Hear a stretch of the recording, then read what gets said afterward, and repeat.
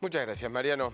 El Centro de Economía Política Argentina, CEPA, realizó un nuevo estudio y en este caso se focalizó sobre la dinámica laboral. Para hablar sobre este estudio saludamos a Luciano Foggia, integrante del Centro de Económica Política Argentina. ¿Cómo te va, Luciano? Muchas gracias por atender a Telediario Federal. ¿Qué tal? Buen día, gracias por el contacto. Bueno, la situación laboral, el empleo, es una preocupación no solamente en nuestro país, sino a nivel internacional, lo que va a suceder y lo que sucede con el empleo en la pandemia. Contanos un poco cómo han sido estos índices que han recopilado con el estudio. Sí, el estudio se centra básicamente en una comparación entre la evolución de algunos índices del mercado laboral en estos meses de pandemia, es decir, de enero a abril, y en los 4 años del gobierno de Cambiemos, para comparar cómo fueron estos indicadores entre estas dos etapas distintas. Bueno, lo que tenemos en primer lugar es, si vamos a la cantidad de empresas que se declaran como empleadoras, es una reducción en estos años de las empresas que justamente se declaran como empleadoras que emplean gente. Durante el gobierno de Cambiemos, es decir, de 2015 a 2019, la cantidad de empresas empleadoras se reduce en 24.000. En estos meses de pandemia se reduce en 18.000. Es decir, que contamos con 18.000 empresas menos que emplean gente y 24.000, respectivamente, en las dos etapas, ¿no? Y cuando vemos los números de los trabajadores registrados, vemos que de 2015 a 2019 la cantidad de trabajadores registrados se reduce en 230.000 y de enero a abril se reduce en 170.000 por efectos económicos que está produciendo la pandemia. Esto marca que, bueno, primero lo que ya sabemos, ¿no? Que la pandemia está generando una crisis económica no solo en Argentina, sino también a nivel mundial, y lo estamos padeciendo todos, no solo en términos sanitarios, sino también en términos económicos, pero que también durante el gobierno de la Alianza Cambiemos, el trabajo y cierto sector de las empresas, sobre todo la pequeña y mediana industria, ha sufrido un golpe importante, ¿no? Que son estos números que estaba comentando recién. Sí. Por el lado del salario también estudiamos la evolución de los índices la evolución real de los índices de la masa salarial, y durante la etapa 2015-2019 esta se redujo en términos reales en un 19,5%. En lo que va de este año tenemos dos subetapas en realidad, porque hasta febrero había habido una leve recuperación de un 11%, y bueno, después, cuando la pandemia ya golpea de fondo en el país, se reduce un 11% en términos reales. Después, por el lado de lo que tiene que ver con las empresas, Sí. En este año, con los efectos de la pandemia, el golpe en el sector empresario es más uniforme, ¿no? Hay caída en casi todas los sectores y las ramas de la economía. Ahora, si observamos el periodo 2015-2019, la más golpeada fue la industria, que concentra el 72% de la pérdida laboral en esa época. Ahora, Luciano, este tema, digamos, de la pérdida laboral, uno está haciendo una comparación, y esto te lo pregunto para ver cómo lo analizan ustedes, de 4 años con apenas 4 meses, 5 meses, o el primer semestre, si se quiere, en la pandemia. Y los números, hay diferencia, pero no tanto, en cuanto a la pérdida de empleo y a la pérdida de empresas. Sí, sin duda, los números son muy similares. Lo que nosotros queríamos marcar es que durante los últimos 4 años, es decir, en los indicadores que yo estoy dando del 2015 a 2019, no había una pandemia que estaba afectando la economía nacional, mundial, el comercio internacional y demás. Durante estos 4, 5, 6 meses que estamos viviendo este año, sí existe. Si bien los números son negativos en las dos, lo que queremos remarcar es que, bueno, justamente las diferencias de situación nacional e internacional que pasaron ambos gobiernos, ¿no? Porque no es lo mismo. Eso en cuanto a cierre de empresas. Y puesto laboral, vos lo decías, también con números también similares, ¿no? En empleo de trabajadores.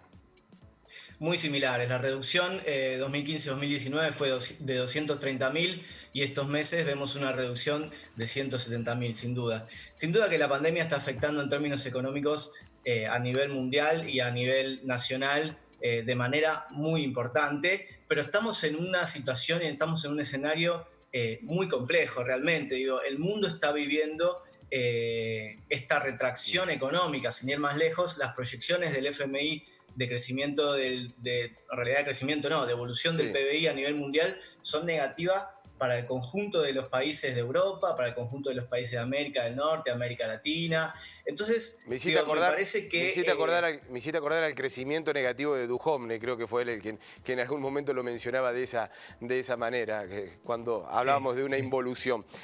Con respecto a, ¿había una pequeña recuperación pre-pandemia en el 2020? Hubo una pequeña recuperación prepandemia, es decir, los indicadores negativos que yo comentaba recién en este año se dan a partir de marzo, porque el bimestre enero-febrero se vio una leve recuperación, como yo te comentaba. Había empezado a haber una tímida recuperación del salario real, de la masa salarial, de la evolución de la masa salarial real. ¿Eso era estacional o no? 11%. Luciano, ¿era estacional o no? No tenía nada que ver. Digo porque enero, febrero son meses muy particulares. No, en realidad esto me parece que estaba acompañando un poco la recuperación de la economía después de lo que fue los últimos años de gobierno, sobre todo 2018 y 2019, donde hubo una inflación muy grande. Entonces todos los indicadores en términos reales se desplomaron. ¿Qué pasa? Cuando uno logra estabilizar la inflación y la logra bajar, recordemos que la inflación viene bajando, de enero acá en términos interanuales viene bajando. Cuando uno logra estabilizar la inflación y las tasas de variación de los precios se van reduciendo, eso hace que ciertos indicadores de la economía en términos reales vayan repuntando. Ese es el caso, por ejemplo, de los salarios. Cuando uno mide los salarios en términos reales, bueno, obviamente, si uno tiene una situación de alta inflación, siempre se van a desplomar en términos reales. Ahora, cuando uno logra bajar la inflación, bueno, esos indicadores van a mostrar otro número, ¿no? Que fue lo que pasó en el primer bimestre del año. Luciano, con respecto a las empresas que van cerrando, los puestos laborales, la masa salarial, cómo se va desvalorizando el salario, de eso ya queda claro. Venimos sufriendo, digo, como asalariados, la clase trabajadora, viene sufriendo en el gobierno de Mauricio Macri, fundamentalmente en los últimos 2 años, y en la pandemia. Si te pregunto, no está en el estudio y es bastante difícil, pero esto, ¿es de fácil recuperación? ¿Puede haber un rebote rápido o va a ser un proceso?